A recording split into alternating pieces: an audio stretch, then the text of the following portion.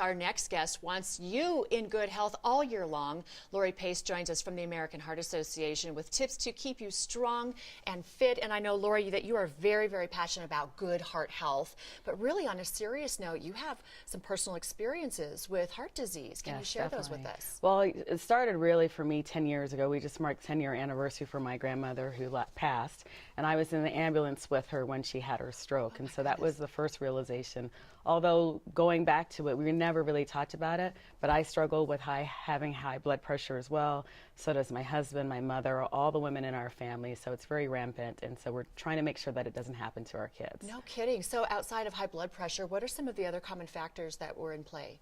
Well, you know, high cholesterol mixed with it, but through high stress.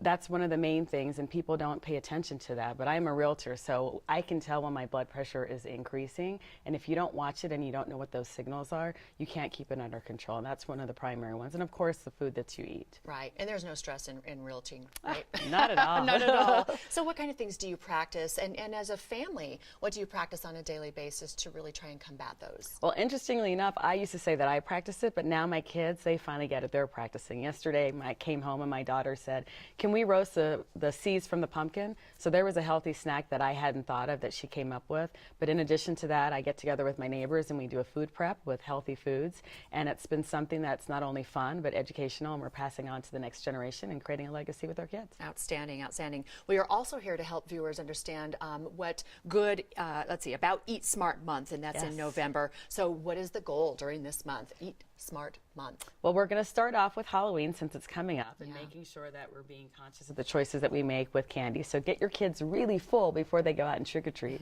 so they're not really enticed to get as much candy. But then starting November 1st, the next day, we are starting off with our entire month of November celebrating and being conscious about eating healthy. So it's going to be Eating Healthy Month, and through the entire month of November, especially leading up to Thanksgiving, thinking about what you're buying at the grocery store, being conscious about it, and telling other people to do it. So we hope on the 1st that everybody in the nation gets together and thinks about what they're going to eat and make sure that's a healthy choice. I think those are great ideas. Yeah, I always try and fill my kids up with chili and cornbread and everything before they go out trick-or-treating.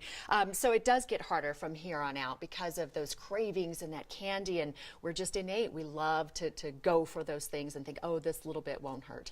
But what can we do to really help those cravings? You know, those cravings are real. I mean, I'm craving that all the time, but there are substitutes. For example, finding fruits that are sweet, making sure that you make it fun for the kids to prepare. So there are substitutes that are fun and healthy. If you go to heart.org/healthy, or recipe, you'll find some recipes that are sweet and fun, but healthy for you. And that's heart.org/recipe. Yes, correct. Okay. Yes. All right, so we're going to have lots of candy. We can't help but bring the candy home. So what do we do with all that excess candy? You know, there's fun ways that you can ration it off with your kids and hold some back. You can donate them. You can actually use them in recipes for desserts that are healthy as well, maybe as garnish, so that you're spreading it out over time, because the goal is not to have a sugar overload. So if you can get rid of some of it and do what I do, and I hope my kids don't watch, but I hide most of it when they go to bed. Me too.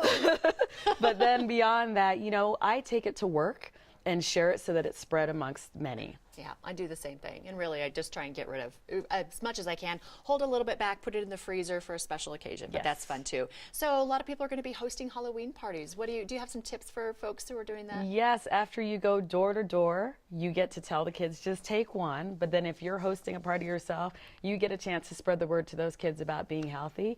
But then make it fun at the party. One of the things you can do is get moving, get your kids moving. So start dancing, make it a dance party, make it active, make it something that is fun and exciting, and talk amongst your friends. Make sure you're providing appetizers and food and things that are healthy so that you're also spreading the word. So you can use that as an opportunity to be healthy and talking about your heart. Really, really great tips. Let's go over our Eat Smart Month again. Yes. And why is it so important, and what can we do to remember to eat smart all throughout the month of November? Well, it's really important. I mean, Thanksgiving is coming up. So as the holidays come, we start thinking about having entertaining parties and eating a lot of foods. And we oftentimes go to the sugary foods or high salt foods. foods with a lot of sodium.